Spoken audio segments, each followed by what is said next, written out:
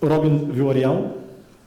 Robin, I would like to invite you to show us that Bulgaria could be also not only the culinary destination, but it also could be a destination for culinary education as well. That you're receiving mostly students from abroad teaching here, not only Bulgarians. Probably you are one of the few schools, not to say the only school, who has international students in its culinary programs in Bulgaria. Speaking about foreign students coming into the school, I guess the first thing that has to be that you have to meet, one of the requirements would be basically the language requirement. The programs that we teach in the culinary field at the Varna University of Management are in English, of course. We are currently developing a program that is more for the Bulgarian stream as well, in order to be able to provide for the two types of students, right? But speaking about international students, yes, we have been lucky enough to take students from different parts of the EU and also outside of the EU. Within the EU, we have students from Ireland, we have students from Lithuania, we have from Romania as well, we have one Greek, an Italian as well. So I believe, if you notice the countries that I've been speaking about, these are countries that are far more advanced in terms of culinary education than Bulgaria. And for them to be able to consider coming to Bulgaria and studying the culinary arts here is actually quite an achievement in my opinion. Bulgaria has a lot to offer in terms of culinary education and at the same time experience. Many people, local and young people, don't see this because basically what they do is they focus on what is outside, right? And what we try to do at the school is to help them see what they have here locally. So the majority of the programs that we have, specifically the last year, which is the specialization program, this is a program that we're currently designing, and we want it to be a Bulgarian module, basically. And the whole point of this module is to be able to teach the students using, obviously, the knowledge that they had from previous semesters, how to cook the local food that you have here. Right, because if you look at this is just my opinion, okay? Everybody has different opinions, so my opinion is what you have right now on the table. Like for example, I don't believe Shopska Sala, this Bulgarian kitchen. I believe Bulgarian kitchen goes further than this, and it has been hidden, and it has to be dug out. Right, and part of the things that the instructors are doing is they're trying to find sources of what was before this, right? And they are quite successful because what they do is we plan trips in the weekend and we go out to the villages where you have to meet the locals that are older, more elderly, and you try to extract basically their knowledge, document it, and give it to the younger generation so that they can see that there is more to it than just what they see in what is around, like, how would you say, mainstream, as you could call it, you know. Robin, when we meet and to discuss the program, yes. You said that your dream was to establish a culinary school. Yes. How you feel now being head of strategic culinary projects? Well, I guess I got lucky, you know, that I was given this position. I was also very fortunate to be given the chance to establish two culinary schools in Bulgaria. One was HRC Culinary Academy, and obviously the other is Culinary Arts Institute in Varna. In order to do this, locals obviously took a leap of faith on myself and gave me the opportunity to help and to be able to contribute to the culinary education in the country. And I believe the results have been quite successful. And you can clearly see it basically in the restaurants. I mean, the majority of the restaurants that are popping up in Sofia, if you notice them, they're all run by young graduates who have come back from overseas. and try to establish something here locally, you know. So this is actually extremely good because usually what happens is the graduate finishes and then he goes off, right? But the nice thing about what is happening is if you look at the culinary scene now, a lot of the young chefs are actually graduates from here who have taken a lot of experience from outside, and they have returned to Bulgaria to basically develop something and help create something in your country. Two of our instructors at the Institute are actually graduates from HRC Culinary Academy.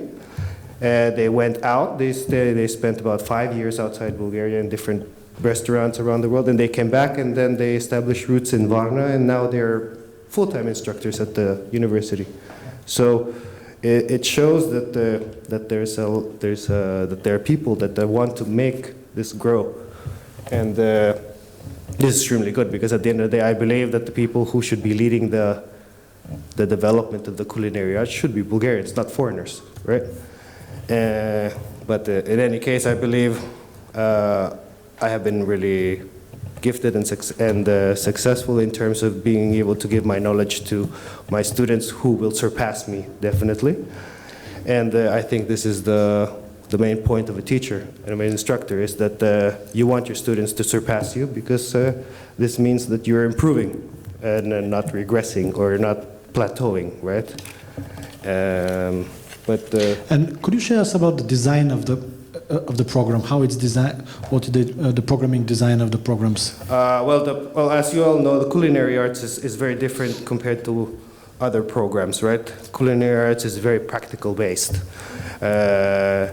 So you cannot teach culinary arts with a PowerPoint presentation and reading a book, right? You have to basically use your hands, you have to touch the product, you have to taste, you have to experience different types of cooking flavors, but at the same time you have to be conscious about the other aspects. Like, for example, you need to be aware of health issues, nutritional values, you need to be aware specifically of costing, the numbers, the accounting, the profit and loss. All of this is part of being a chef, right? There's a huge misconception that a chef is just a guy that cooks. No, this is not true, right? A chef is a person that actually directs the kitchen, right? A chef doesn't cook, right? The one that cooks is the cook, or the subordinates to the chef. The chef directs, he designs menus, he costs them, he takes care of the scheduling, he takes care of hiring new people, training, costing. There's many things that a chef does, right? So basically what we did was we incorporated programs from different fields of hospitality into the culinary program, so that basically you have a more well-rounded person, not just a person that can cook afterwards, right? So our graduates actually, when they finish, it's also a misconception that when you graduate you call a chef. This is not true. But when they finish, they will have the tools to better succeed, to have a higher chance of succeeding in the kitchen, or having their own personal business wherein they can actually understand what is behind the cooking, you know, because as I said before, you can cook great, but then if you're really not making any money, you're kind of not in the right spot, right? So the program is designed in this way, so it's about 50% practice and 50% theoretical subjects, wherein they are taught different competencies, not involving cooking, but more involving administration and other fields like marketing, for example. So I believe the program is quite balanced.